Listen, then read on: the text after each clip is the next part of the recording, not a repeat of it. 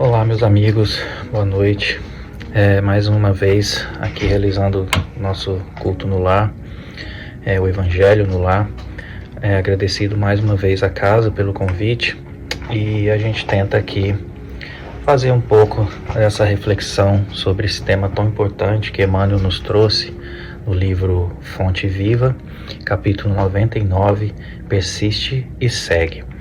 Mas antes disso, eu convido vocês a fecharem os olhos, acalmarem o coração, para que a gente possa então fazer a nossa prece, agradecendo ao nosso Mestre Jesus, aos amigos espirituais, por toda a ajuda que tem nos dado nesses momentos tão difíceis que vamos passando com o nosso planeta, nesse momento de transição, tanta violência, tanto sofrimento, tanta guerra, tanta dor. Nós te rogamos, Senhor, que nos ilumine, que nos dê força, coragem, fé, para permanecermos confiantes na luta, na busca pelos nossos ideais, os ideais superiores que a doutrina espírita nos ensina, e que possamos assim vencermos a nossa encarnação completistas, como nos diz André Luiz, vencendo tudo aquilo que nos for proposto a fazer. Nós te rogamos paz ao mundo, paz àqueles que sofrem de um e de outro lado da vida. Sê conosco, Senhor, hoje, agora e sempre, que assim seja, graças a Deus. Bom, pessoal, esse tema é muito apropriado para a ocasião em que nós vivemos. Persiste e segue. E eu falo por mim mesmo, né? As lutas, eu tenho certeza que as lutas de cada um são difíceis, porque é para isso que a gente está aqui na Terra, para vencer os nossos obstáculos, para que a gente possa reparar erros do passado, mas também sermos provados constantemente, para a gente saber se aprendemos aquilo que nos foi ensinado enquanto estávamos no plano espiritual, antes da presente encarnação. A gente sabe que o sofrimento bate à porta de todos nós, sem exceção. Tanto que o nosso Mestre Jesus nos mostrou isso por sendo sacrificado numa cruz no Gólgota, há mais de 2000 anos atrás, mostrando que o caminho da redenção é a dor, né, bem sentida, com obediência, com resignação e, acima de tudo, perdão. Não é? Para a gente possa depurar a nossa alma e nos elevarmos a patamares, a esferas mais sublimes do nosso planeta, ou quiçá de mundos outros superiores. Vamos ler então, né, que Emmanuel ele comenta a respeito de uma carta de Paulo, né, Hebreus capítulo 12, versículo 12, em que Paulo então escreve para os hebreus, o seu povo, né, o seu povo. Isso é importante a gente relembrar. Então Paulo nessa carta ele está escrevendo para aquele seu povo, né, os judeus, os hebreus. Então ele diz: portanto, tornai a levantar as mãos cansadas e os joelhos desconjuntados. Então aí a gente já vê que ele está querendo dar um empurrão para aquele povo. A vida não é fácil, continua, porque no futuro vai valer a pena. E aí Emmanuel comenta, ele diz assim: o lavrador desatento quase sempre escuta as sugestões do cansaço, interrompe o serviço em razão da tempestade, e a inundação lhe rouba a obra começada e lhe aniquila a coragem incipiente. Descansa em virtude dos calos que a enxada lhe ofereceu, e os vermes se incumbem de anular-lhe o serviço. Levanta as mãos no princípio, mas não sabe tornar a levantá-las na continuidade da tarefa e perde a colheita. O viajor, por sua vez, quando invigilante, não sabe chegar convenientemente ao termo da jornada. Queixa-se da canícula e adormece na penumbra de ilusórios abrigos, onde inesperados perigos o surpreendem. De outras vezes, salienta a importância dos pés ensanguentados e deita-se às margens da senda, transformando-se em mendigo comum. Usa os joelhos sadios, não se dispondo, todavia, a mobilizá-los quando desconjuntados e feridos, e pede a alegria de alcançar a meta na ocasião prevista. Assim acontece conosco na jornada espiritual. Então, depois dele descrever, né, fazer essa analogia, né, com o lavrador, com o viajor, né, em que normalmente a gente está animado a iniciar o trabalho, mas no decorrer desse trabalho em que a gente começa a desenvolver os nossos calos, as nossas dores, o joelho já não funciona mais, a gente simplesmente desiste, deita, vive na ociosidade, na penumbra, e a gente perde a nossa grande oportunidade, que é a encarnação. E agora então ele traz isso para a realidade, né? Ele diz: assim acontece conosco na jornada espiritual. A luta é o meio, o aprimoramento é o fim. A desilusão amarga, a dificuldade complica, a ingratidão dói. A maldade fere. Todavia, se abandonarmos o campo do coração por não sabermos levantar as mãos de novo, no esforço persistente, os vermes do desânimo proliferarão no centro de nossas mais caras esperanças, e se não quisermos marchar de joelhos desconjuntados, é possível sejamos retidos pela sombra de falsos refúgios durante séculos consecutivos. Então aqui está a questão, séculos consecutivos. Então ele está falando da nossa vida espiritual, não simplesmente na nossa vida na presente existência. A gente sabe que nós somos espíritos criados simples e ignorantes bilhões de anos atrás, que passamos por todo o processo evolutivo, desde o reino mineral, passando pelo vegetal, animal e chegando agora no reino hominal, nos direcionando para o reino angelical, né? E dessa forma a gente percebe que a nossa existência, desde o momento em que nós nos tornamos seres humanos, né, que a gente tem a razão, pensamento contínuo, nós já somos donos das nossas responsabilidades, responsáveis, obviamente, por tudo que a gente faz, nós já temos o livre-arbítrio.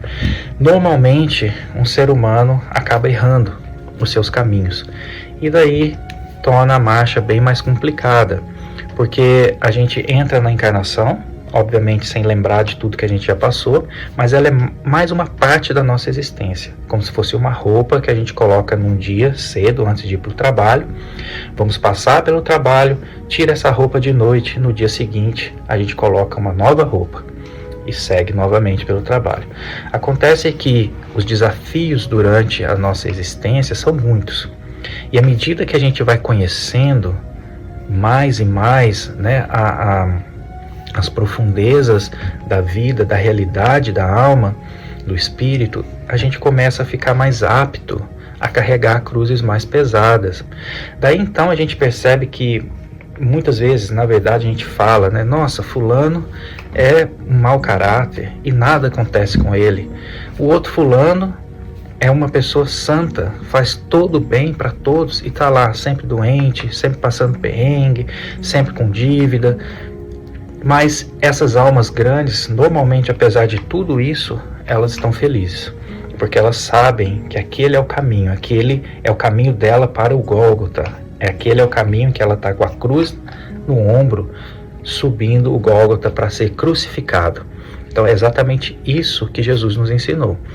Então a questão é que a gente, perante as dores da vida, né, os percalços, os sofrimentos, as provas, a gente precisa nos fortalecer. E se a gente não tem uma fé fundada, uma fé raciocinada, dificilmente a gente consegue seguir o caminho sem as queixas, sem o desânimo, até mesmo a desistência. Então é por isso que o estudo profundo da doutrina espírita, lendo os livros da codificação, os livros que o nosso Chico trouxe para nós, o Divaldo também, são muitos livros que nos ajudam a vencer esse nosso desânimo. Porque realmente, embora eu esteja falando aqui, eu sou o primeiro a ouvir o que eu estou falando. E por muitas vezes eu já pensei e penso ainda em desistir da caminhada, porque é tão difícil. Mas naquele momento que o pensamento negativo vem, a gente tenta substituir. Bom, quem sou eu para reclamar de uma vida, sendo que sou um pecador, um espírito imperfeito, que estou tendo a grande oportunidade da minha existência espiritual? Quem sou eu para desistir, desanimar e simplesmente viver na preguiça, no ócio?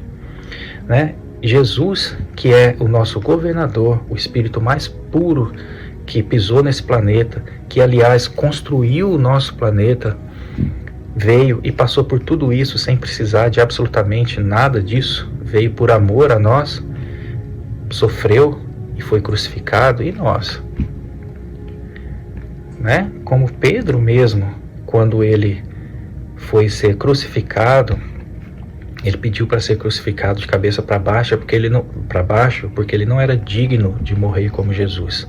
Então Pedro conheceu aquilo, ele entendeu que Jesus passou por tudo aquilo sem a menor necessidade, simplesmente para nos mostrar o amor que nos rege e que nos leva para os patamares mais altos da evolução. E ele passou por tudo isso, e nós que somos pecadores não vamos passar por nada. Então é isso que eu penso para mim, quando eu estou em momentos de desânimo, eu penso, mas realmente eu acho que isso é o que eu preciso viver, né? Chega de tentar escapar, porque com certeza é o que eu fiz por todas as minhas existências, tentando escapar daqui, dali, e uma hora cai a ficha, a gente percebe que não dá mais. Se a gente não segue o caminho do bem, a gente infelizmente vai permanecer, como diz Emmanuel, séculos consecutivos vivendo nessa penumbra. Ninguém aguenta mais, gente. Ninguém aguenta mais. Não seria tão bom se a gente chegasse no plano espiritual, depois de passar os primeiros momentos, a gente pudesse já começar a trabalhar, né? Estar numa colônia, ou quem sabe ser oferecido viver num outro mundo, uma experiência num mundo superior, para a gente poder entender como é. Quer dizer, as possibilidades são infinitas. O nosso universo é infinito, há muitas moradas na casa do Pai, né? Então, seria tão bom, mas acontece que a maioria de nós desencarna e infelizmente continua dando trabalho para a espiritualidade, seja nas regiões inferiores, seja perambulando na Terra, né, com a revolta, com a desobediência. A gente vê muito isso nos livros que André Luiz especialmente nos conta. A gente vira inclusive obsessor, né? Enquanto hoje somos obsediados, a gente passa a ser obsessor. Então, quer dizer, é o que o Emmanuel está falando. Se a gente não colocar os nossos joelhos feridos para marchar e não levantarmos a nossa mão para o trabalho, a gente vai permanecer na sombra, que a gente já está na sombra, mas a gente está tentando sair, mas a gente vai permanecer por séculos e séculos, e a gente sabe que o tempo aqui na Terra está acabando para esse tipo de alma, de espírito, e a consequência disso é o exílio para outros planetas, como aconteceu com os capelinos aqui para a Terra. Muitos terráqueos estão indo para outros planetas inferiores, né, que se sintonizam com as suas vibrações ainda baixas. Então a gente não quer isso, a gente quer seguir o nosso caminho, a gente quer enxergar a luz no fim do túnel. Então eu peço para vocês que não desistam, por mais que o caminho esteja tortuoso, não desistam da vida, não desistam de lutar, porque Deus e os espíritos de luz estão ao nosso lado quando a gente quer realmente modificar, né? Não vai ser fácil, gente, e isso porque Deus dilui as nossas dívidas. A gente não teria condições de carregar a nossa cruz toda de uma vez, então a gente vai diluindo, mas vamos carregando um pouquinho, depois pega outra mais pesada, pega outra mais pesada, e um dia, com a graça de Deus, como nos diz Amélia Rodrigues no seu livro, em que Jesus encontra-se na cruz, né? E quando ele vai desencarnar, existe ali uma fileira de anjos, né? Esperando, contemplando, para recebê-lo na sua morada eterna. Então, a gente também quer um dia ter essa possibilidade de podermos estar em ambientes espirituais iluminados, e a gente possa continuar no trabalho, não só aqui na Terra, mas no plano espiritual também, porque a vida é única, ela não para com a morte, a gente já sabe disso, a gente precisa continuar. Então a gente começa o trabalho agora, vamos entender como nós somos trabalhadores de última hora, vamos entender que agora é a hora para continuarmos, não desistamos, não vamos perder a coragem, e que Deus nos dê muita fé muito bom ânimo, muita boa vontade para seguirmos os nossos passos. Que Jesus nos abençoe e nos ampare nessa nossa jornada tão difícil. Que assim seja. Muito obrigado mais uma vez por essa possibilidade. Grande abraço a todos e uma boa noite.